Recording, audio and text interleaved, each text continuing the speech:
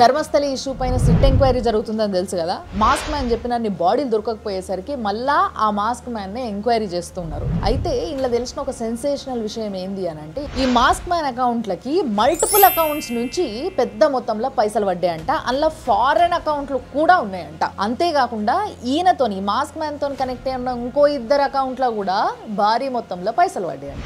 So ఈయన అకౌంట్లకి ఎక్కడి నుంచి డబ్బులు పడ్డాయి, ఆ అకౌంట్లు ఎవరివి అనేది కరెక్ట్గా ట్రాక్ చేస్తే ఈ ఇష్యూల ఎవరు వెనకాలండి నడుపుతున్నారు అనే విషయము క్లియర్గా తెలుసుకోవచ్చు అనేది సిట్ భావిస్తుంది.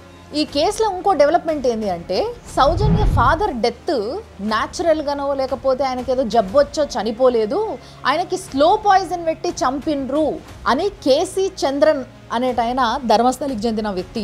ఈయన ఒక 25 మందితోని సంతకం పెట్టించిన కాపీని, కంప్లైంట్ కాపీని తీసుకుపోయి ఇంకో 4గురితోని కలిసి సిట్ ఆఫీస్లో సబ్మిట్ చేయడం జరిగింది. ఈ కేసులో అదర్ సైడ్ ఏం జరుగుతుంది అనంటే, కోలార్ డిస్టిక్లో జనపర వేదిక అనే సంస్థ ఈ మహేష్ తిమ్మరోడి, ఆ యూట్యూబర్ సమీరు, వీళ్ళిద్దరే కాకుండా ఇంకో ఇద్దరి మీద, మొత్తం 4గురు మీద వీళ్ళు ధర్మస్థలి యొక్క ఇమేజ్ని డ్యామేజ్ చేయడానికే ఇట్లా కుట్ర వందిండ్రు అని చెప్పేసి కంప్లైంట్ చేసిండ్రు అదే సిట్ ఆఫీస్లో. మరి ఇట్లా కంప్లైంట్స్ వస్తుంటే ఈ కంప్లైంట్స్ అన్నీ తీసుకున్న సిట్ దీనిపైన కూడా రియాక్ట్ అవ్వబోతుందా, ఏం చేయబోతుండ్రు అనేది ఒక క్వశ్చన్ మార్క్ ఉంటుంది కదా మనకి.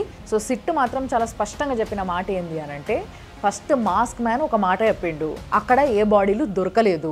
మరి ఎందుకు ఈయన చెప్పింది నిజమా అబద్ధమా? అబద్ధం అయితే ఎందుకు చెప్పిండు, ఎవరు చెప్పించిండ్రు, ఈయన వెనకాల ఎవరుండి నడిపిస్తున్నారు అనే విషయాన్ని తేల్చడం కోసమే మేము ప్రస్తుతం ఫోకస్ చేసినాము. ఇక మిగతా కంప్లైంట్స్ గురించి అంటారా, అసలు వాటి గురించి ఏ డెసిషన్ తీసుకోలేదు. సో ప్రస్తుతం మా ఫోకస్ అంతా కూడా దీనిపైనే ఉంది.